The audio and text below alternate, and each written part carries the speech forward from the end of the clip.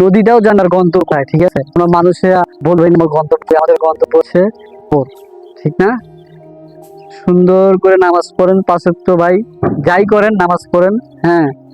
আর পাশাপাশি হ্যাঁ মানুষকে কিছু সাহায্য করেন, ঠিক আছে?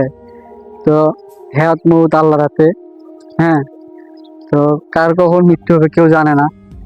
তো সবসময় চেষ্টা করবেন মানুষের পাশে দাঁড়ানোর জন্য, আর মানুষের সাথে হিংসা বিভেদ এগুলা থেকে দূরে থাকবেন সবাই।